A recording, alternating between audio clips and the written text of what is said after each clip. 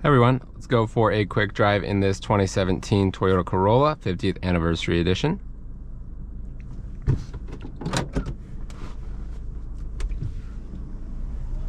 Setting off, we do have pretty good visibility in this car.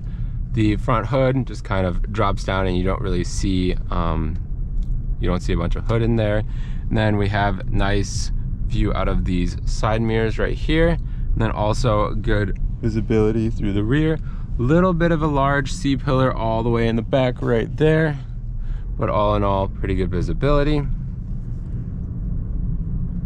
The rear window is also pretty large and we can see out of it pretty clearly with our rearview mirror right there.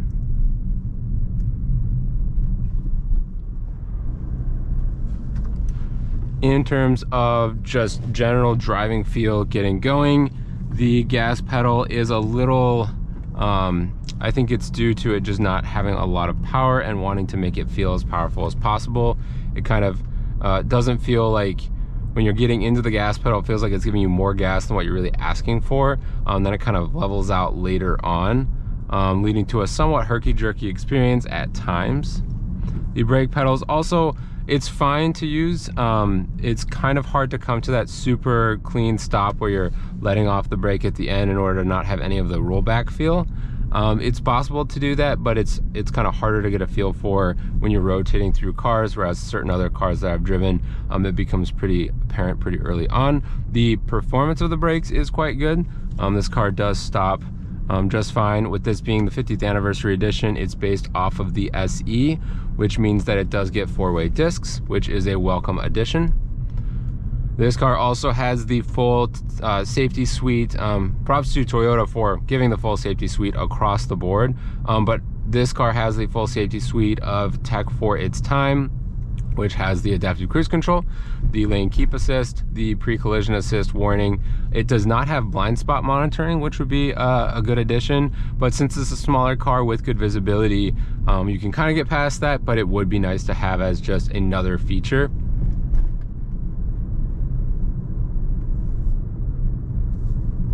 This one also being that 50th anniversary model, we do have the push button start, the keyless entry with keyless access, and also a sunroof in this case.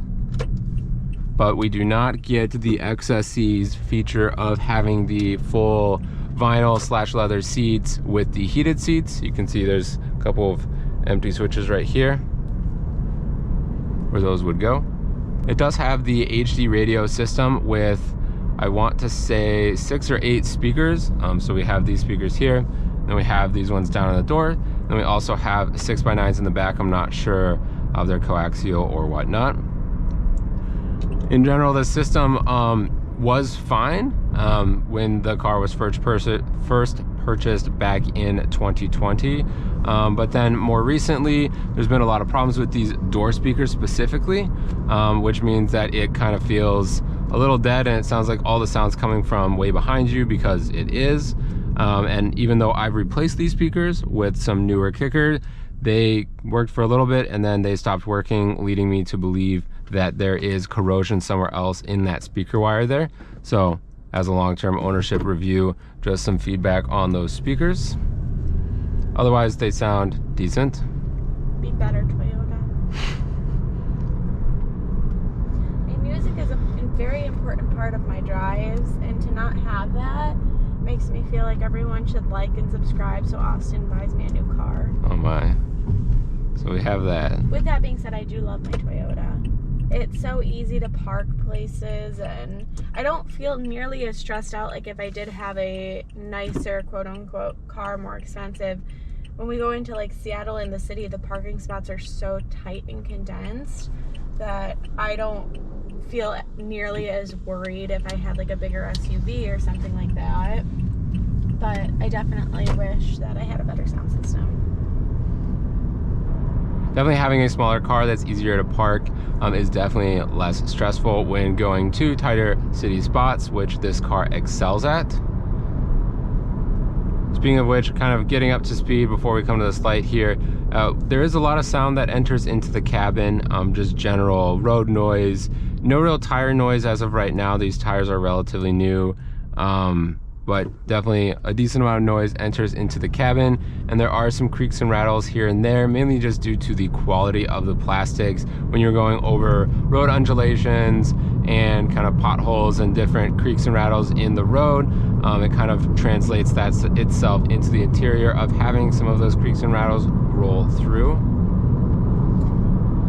Which makes it even worse that I don't have a good sound system. Which does exacerbate the fact that the sound system is non-existent for the most part with these front speakers being out. I do like these toggles here with the climate control system. They feel pretty upmarket and premium. With all this being this glass plastic though, it is kind of hard to keep clean and also scratch free. It does kind of pick up scratches like nobody's business, and also just dust. Yeah, we spent a good while just trying to clean out the car, and I even keep a microfiber cloth in my glove box so I can go through and just kind of wipe everything down here. And this liner right here on the door panel, I also wipe that with the microfiber cloth. But I think having all this glossy black piano, whatever it is, it needs to have a microfiber cloth, because almost every day, like, you can already see dust is starting to accumulate even though we had just cleaned the interior. It would be nice if it did have the dual zone climate control for sure, since we have different temperature preferences.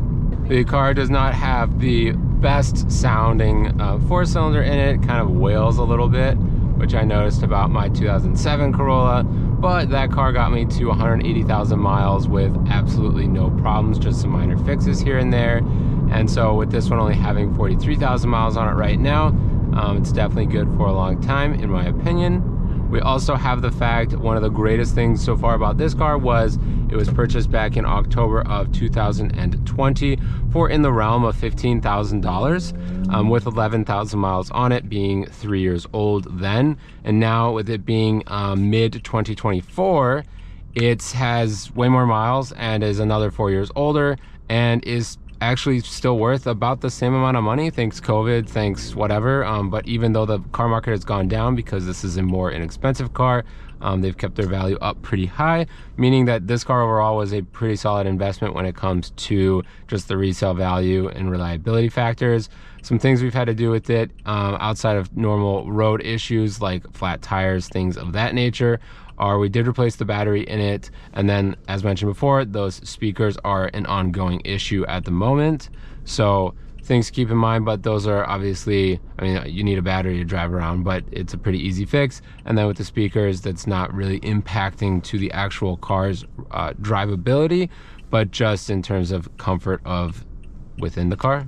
And I do want to add a caveat to that. We purchased the car in Michigan, and we would be reselling the car in Washington. So there is a little bit more of a marketplace in Washington. That could be. Additionally, we could also just kind of look and see. I would assume it would still actually be worth pretty good in Michigan as well, but I could be wrong. Just in general, I think vehicles of this nature, because cars have gone up in value so much and cars have gotten much more expensive, cars like this are holding their value better because they're better targets for people. But again, could be wrong. Getting onto the highway, going pretty much up a straight hill, we can see we're already revving to about 4,000 RPMs, and we're not really going anywhere. The car definitely does not have a lot of power, which kind of leads into why it only gets about 30 miles per gallon. So sometimes when I'm trying to race my friends, I floor it and the car doesn't move at all. Like, it literally stays the same exact pace, and it's very embarrassing when I'm trying to race my friends in Teslas. My rule, although one time it did beat them, but they didn't know we were racing. That says a lot. But that is another thing that I'm like, if you floor it, it should go somewhere. It should not makes go more noise. The same speed.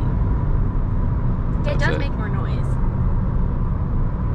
kind of like an electronic, like, but you look and you're going the exact same speed. So overall, to kind of sum things up on this car, in terms of purchasing a Corolla from about 2014 to about 2020, which is kind of what this generation fits in with, I personally would definitely recommend it with a few caveats. If you're looking for that vehicle that's going to get you from point A to point B with little fuss, outside of speakers maybe being out, but no, on a serious note, with little fuss, and be able to get you good gas mileage, hold its value well, and have really strong reliability. This is a great car for that. The fact that the rear seats are as usable as they are, and just the overall space of this car, being able to park it really easily, having just the overall practicality of it, all those things add up into a really strong contender in the compact class, especially for used cars that are affordable. Thanks everyone for watching.